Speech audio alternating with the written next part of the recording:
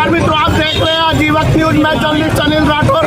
मित्रों, बस्ती जिले में घटना घटी गाय घाट में। यहाँ सुधीर कुमार 31 वर्ष के थे, स्वर्गीय निर्मल राम इनके पिताजी थे, और अचानक आज इनकी जो है मृत्यु हो जाती है।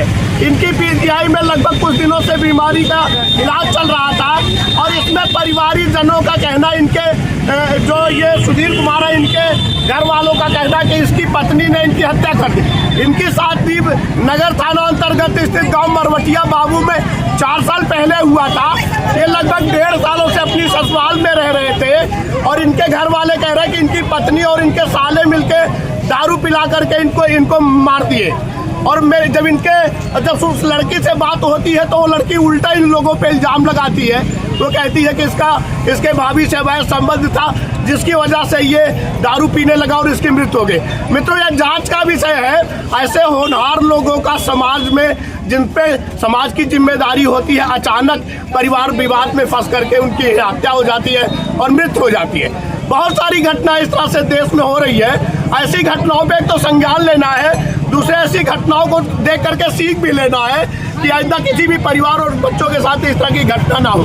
क्योंकि जाने वाला तो चला जाता है, लेकिन जो बचा होता है वो किसी का इंतजार नहीं करता और जल्द ही अपना प्लान करके अपनी जिंदगी को आगे बढ़ाता है। जिस माँ ने अपना बेटा खो दिया, जिस भाई ने अपना भाई खो दिया, जिस बहन ने अपना भाई खो दिया, आज उसके दिल से पूछिए कि उसका होनहार बेटा 31 साल की उम्र में मर गया। ये परिवार बहुत दुखी है, बहुत रोष भी है इनमें। ये कहते हैं जिस तरह से मेरे भाई को मारा गया, मुझे न्याय चाहिए। ये सारे परिवार वालों का कहना है, और ये इनका कहना कि मैं शांत तब तक नहीं होऊंगा जब तक मेरे भाई को न्याय नहीं मिल जाता। आप देख रहे हैं आजीवन न्यूज। मैं जर्नलिस्ट अली। कौन है आपके भाई? है। कितनी उम्र थी इनकी? 31 साल। कैसे मृत्यु इनकी? ससुराल में रहते थे 2 साल से। कितने दिनों से रहते थे? 2 साल से। 2 साल से। यार, इनकी तबीयत लगातार 1 साल से खराब है। एक टैबलेट तक नहीं खिलाया गया। मेरे पास 27 तारीख को ये आए हैं, 27 मार्च।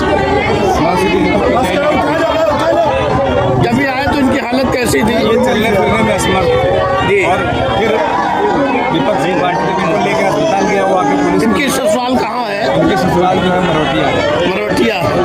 क्या कहना चाहते हैं, कैसे हुई घटना? इस घटना के पीछे की क्या वजह है? एक मर्डर है, कोल्ड ब्लडेड मर्डर। इस तरीके से साजिश के तहत मारा गया मेरे को। ये कौन कौन शामिल है इसमें? इसमें इनकी पत्नी शामिल है, उसके 4 भाई शामिल है, और राम जो उनके पिता शामिल है। अच्छा, ठीक है। उसकी पत्नी का कहीं ना कहीं अवैध संबंध है, जिसकी वजह से मेरे भाई को करके मारा गया। अच्छा, आप कह रहे हैं कि उसका अवैध संबंध है, इस वजह से? अदरवाइज कोई पत्नी इस तरीके से नहीं करेगी। मेरे पास रिकॉर्डिंग है, मैं आपको रिकॉर्डिंग दे सकता हूँ। जिसने कहा है वहाँ हॉस्पिटल में कि तुम मर जाओ, मुझसे मतलब नहीं है, मैं घर जा रही हूँ। आप क्या चाहते हो? आप क्या चाहते हो? मैं चाहता हूँ कि कार्रवाई हो और इंक्वायरी हो। पहली चीज़ इंक्वायरी हो, अगर उसमें कुछ निकलता है तो उनके ऊपर कार्रवाई की जाए। क्या नाम आपका? मेरा नाम धनपाल। ये कौन है आपके? अरे हमारा छोटा भाई है। क्या नाम था इनका? कितनी उम्र थी इनकी? 30 साल। कैसे हुई घटना? ये इनकी बीवी 2 साल पहले दहेज में लिखा के लेके चली गई थी मायके। उसके बाद इनको बंद करके रखा गया, मारा गया, खाना नहीं दिया गया है इनको। और इसमें इनको 3 साल है। इनकी पत्नी बबीता सरस्वती और इनका ससुर, इसके दोनों साले इसको दारू पिलाते थे। सब जानबूझ के मारे हैं हमारे देवर को। 1 साल पहले डॉक्टर के पास हम लोग किसी तरह ले गए। डॉक्टर ने कहा कि इसको पी लिया, बहुत लास्ट स्टेज है, इसकी देखभाल करो, नहीं तो इसकी ये तबीयत ज़्यादा खराब हो जाएगी। अब उसके बाद लेके आए, फिर से आई, लड़ाई झगड़ा करके फिर से लेके चली गई। उसके बाद जो है हम लोग एडमिट कराए, 2 महीने से एडमिट थे वहाँ। ये 2 दिन पे गाली देके आई है कि तुम मर या जी, मुझे मतलब नहीं है, मेरे पास पैसे नहीं है इलाज कराने को। आपके भाई के जो परिवार है, जब उसको दर्द होता था तो इसके दोनों भाई उसको शराब पिलाते थे लाके। अच्छा, खाना नहीं ये देते थे। जिसने खुद हमसे हॉस्पिटल में कहा, हम के भैया तुमको भाग आना था। बोला कि दीदी हम भाग आते थे, तुम्हारे ऊपर ये लोग हावी हो जाते। ये हम लोगों को बचाने के चक्कर में अपनी जान गंवा दिया।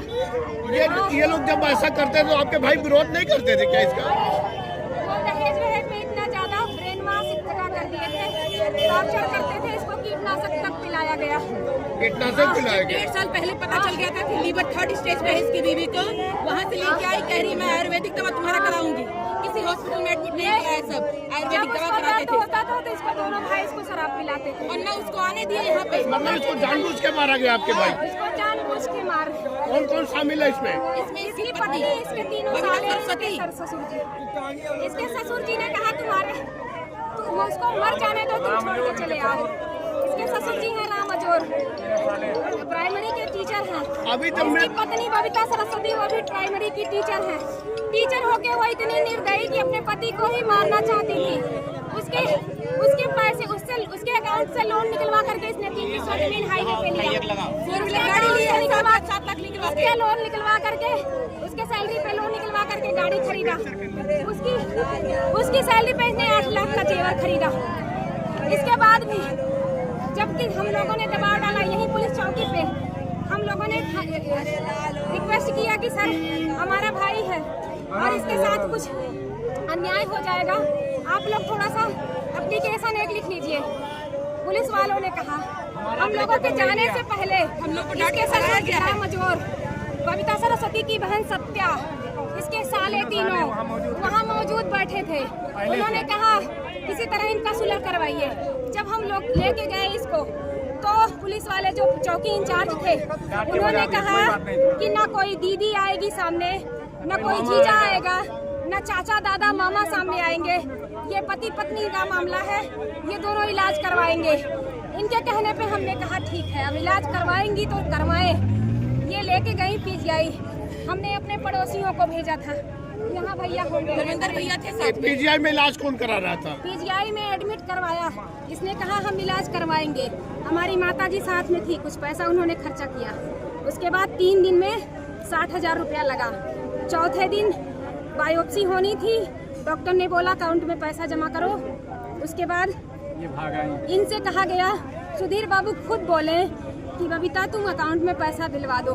मेरे पास रिकॉर्डिंग भी है, मैं आपको सुना सकती हूँ। जी मैडम जी। उन्होंने कहा कि मैं कोशिश कर रही हूँ, मैं इससे ज़्यादा नहीं कर सकती। तुम्हारे साथ जो आए थे हम लोग व्यवस्था में थे कि हमारा भाई ठीक हो जाएगा, 30 लाख 40 लाख जो भी लगेगा, लीवर ट्रांसप्लांट हम लोग कराएंगे। ये पुलिस लेकर के आई, यहाँ मारपीट की, इनको मारी, मुझको मारी, मारपीट करके फिर हमारी सास को हम लोगों ने हमारी हमारी बुजुर्ग माता जी उनको मारी, यहाँ घुटने में चोट लग गया। उनको लेकर के किसी तरह दबाव बना करके हम लोगों ने भेजा पड़ोसियों की मदद से। मैडम क्या जब इलाज हो रहा था पीजीआई में तो वहाँ उसकी पत्नी और लोग मौजूद थे? 3 दिन थी, सिर्फ पत्नी थी 3 दिन। चौथे दिन जब पैसा जमा करना हुआ तो इसने कहा, सुधीर ने कहा कि जमा कर दो। कहा मेरे पास पैसा नहीं है। तो इन्होंने कहा, बाबू ने, सुधीर बाबू ने कहा तुम्हारे पास पैसा नहीं है, तुम वहाँ से जिम्मेदारी लेके आई थी, हम इलाज करवाएंगे तो तुमको जमा करना पड़ेगा, कर दो किसी तरीके से, नहीं तो इलाज बंद हो जाएगा। इसने कहा तुम चाहे मरो चाहे जियो। किसने कहा ये बात? बबीता सरस्वती की पत्नी ने, सुधीर की पत्नी ने। सुधीर की पत्नी ने कहा। गेट पास वगैरह और कागज लेके मेरे भाग आए पास रिकॉर्डिंग है, अगर वो कह बताएं। के आई थी कि अगर ये साला मरेगा तो मरेगा, मुझे लेके नहीं जाएगा। मेरे पास रिकॉर्डिंग है, मैं आपको दे सकती हूँ। मैडम ये बताइए, जब आपके भाई की डेड बॉडी अभी उसके घर पे आई तो उसके पत्नी या परिवार वाले आए थे? उसके पहले ही आए, उसके बाद उसके ससुर जी गाली देने लगे। किसको? पहुंचते ही राम अजोर और बबीता सरस्वती की बहन है सत्या, उसकी ये भौजाई दोनों और है। उसकी भौजाई तीनों गाली देने लगे। तीनों गाली देने ऊपर लगे। उसका भाई हाथ भी उठाया। उसके बाद मेरे भाई के ऊपर हाथ भी उठाया। कुछ पड़ोसी लोग थे, उसको हटाने लगे, पड़ोसियों से हाथापाई कर ली। मतलब इतनी बड़ी घटना हो गई उसके बाद वो लोग मारपीट कर रहे उसके हैं? बाद वो आते कर ही रहे- मारपीट हम लोग को आते ही गाली देने मारपीट, फिर पुलिस चौकी पुलिस वालों को 100 नंबर का लेके आई है। मैडम आप चाहते क्या हो? हम ये चाहते हैं कि हमारे भाई को जैसे ही वो गया है 30 साल की उम्र में, हमें इंसाफ चाहिए। स्लो पॉइजन दे करके उसको मारा गया है, ये सीधे सीधे मर्डर है, वो अपनी मौत से नहीं मरा है। बस हम चाहते हैं कि अगर वो एक टीचर है, अपने पति के साथ ऐसा कर सकती है, तो वो एडमिट कार्ड वगैरह सब लेके वहाँ वो से जो भाग है आई थी वो। बच्चों के साथ क्या करेगी? इनका एडमिट कार्ड वहाँ से लेके चली पता आई। चला उसकी एक बिटिया भी है उनके पास? हाँ बेटी भी है। पीजीआई में जो एडमिट कार्ड बनता है, रजिस्ट्रेशन कार्ड, वो कार्ड लेके चली आई वहाँ से। आखिर क्या मतलब है, वो कार्ड लेके क्यों आई? मैडम आपने पुलिस को शिकायत किया इन सब पुलिस को ये शिकायत बताइए, किया था, हमारा पुलिस परिवार वालों ने वाला सुनने परेशान से इनकार किया, कर किस दिया। करें आके बताइए आप उन्होंने कहा हमारा भाई मरने के कगार पे, हम उसका इलाज करवाएंगे कि हम इनको जब पुलिस यहाँ चौकी ये में- बताइए, जब पुलिस वाले इंसाफ नहीं कर रहे हैं भाई, पुलिस तो वालों क्या ने सीधे करें? कहा इसका मतलब अगर आपके भाई के साथ ऐसा प्लान नहीं होता तो आज आपका भाई आपके बीच बिल्कुल। होता? हाँ बिल्कुल जिंदा होता। यही गाय घाट चौकी इंचार्ज ने कहा कोई बहन बहनोई कोई चाचा दादा, कोई मामी मामा सामने नहीं आएंगे। यहाँ ये तक कि पति हमारी पत्नी सास को भी भगाया गया ये वहाँ पत्नी पत्नी का मैटर है। ये दोनों लोग इलाज करवा लेंगे, दोनों टीचर हैं। हमारी आपका क्या नाम है? मेरा नाम लालती है। वो भाई थे आपके? मेरा भाई था वो। मैं भी एक टीचर हूँ। क्या नाम है आपका? सर बबीता सरस्वती। ये कौन थे सुधीर कुमार? मेरे हस्बैंड थे। हस्बैंड थे आपके? हाँ सर। क्या हुआ इनके साथ, कैसे हो इनके गई साथ घटना? हुआ सर, ये ब्याह करके मुझे अपने भाई के ससुराल लेके गए थे, क्योंकि इनका पहले से अपने भाई के साथ, अपनी भाभी के साथ अवैध संबंध था। तो वहाँ पर इन लोगों ने बहुत ही अच्छे तरीके से शादी की थी। छोटे काटे के हैं और पैसा पाएंगे, खाएंगे, चूसेंगे, क्योंकि पति को पाँव के नीचे रखे ही है, तो उसी हिसाब से इसको भी वो भी पाँव के नीचे रहेगी। लेकिन थोड़ा सा उल्टा हो गया, हम थोड़ा स्वाभिमानी निकले। हमने सोचा आप अपनी कमाई अपनी भौजाई को दो, भाई को, जिसको मन उसको दो, हम अपनी कमाई अपने बच्चे के लिए रखेंगे। तो जब हम पैसा नहीं देना चालू किए कि हम आप नहीं देंगे जब तक वो ट्रांसफ़र कर पाए, मेरे फ़ोन से पैसा ट्रांसफ़र कर लेते थे। जब हम मना कर दिए कि हम नहीं देंगे पैसा बिल्कुल भी, तो वो सब वहाँ से मड़वा नगर स्थित घर पर ब्याह करके ले गए थे। मड़वा नगर से हमको मार करके खदेड़ दिए। हम महिला थाना गए, FIR कर दिए थे तलाक के लिए। ये मेरे जेठ और धर्मपाल रामदरेश मिल करके FIR कर दिए थे कि तलाकनामा के लिए परिवार न्यायालय में। माता रानी धानेश्वरी भाग्यवती पांडे मैडम के सुलह समझौते में उन्होंने इनको समझाया, मेरे हस्बैंड को।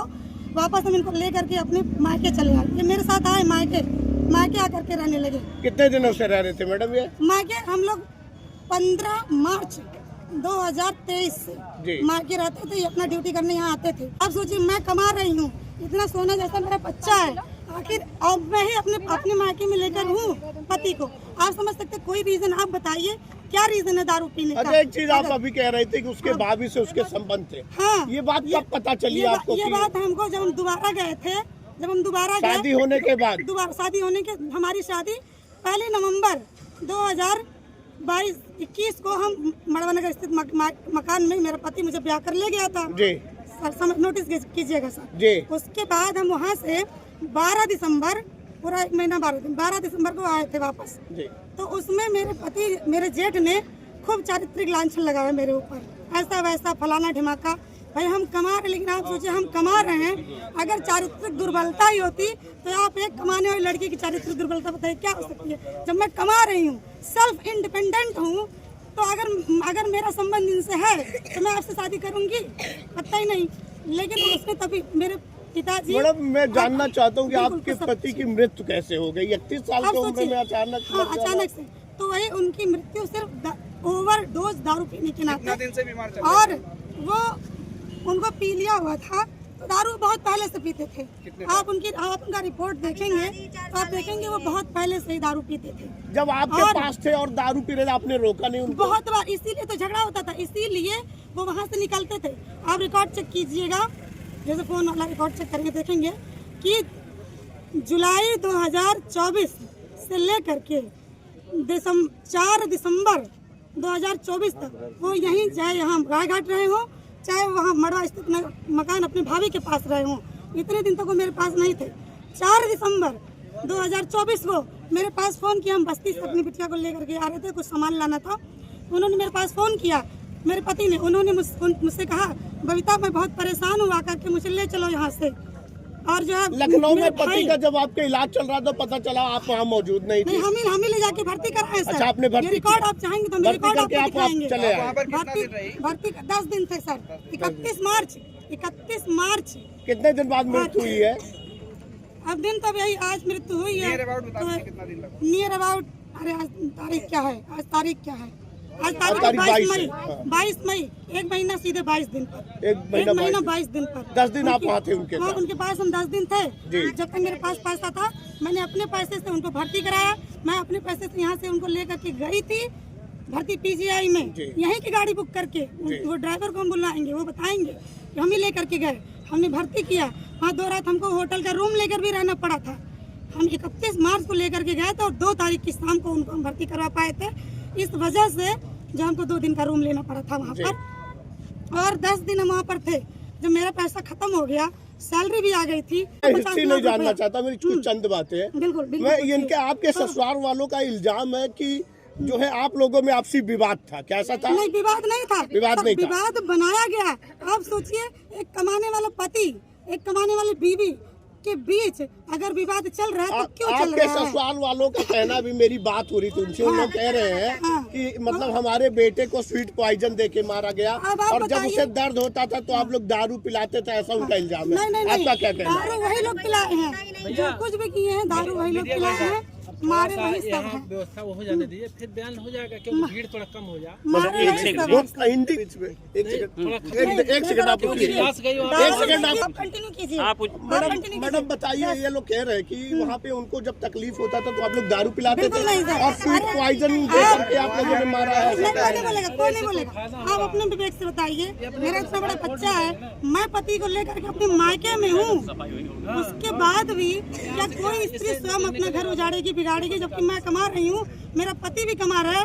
अब सोचिए कितना बड़ा लोक लाज त्याग करके हम अपने पति को लेकर अपने मायके में है कि मैं और मेरे पति दोनों ये डिजर्व नहीं करते हैं कि 4 से 5 हजार 10 हजार का रूम लेके रहे, लेकिन सिर्फ मेरा शादी पति हुए सुख कितने है। साल हुए थे आपको? शादी को हुए अभी पहली नवंबर 2025 जब आएगा तो 4 साल पूरा होगा, अभी 4 साल भी नहीं हुआ है।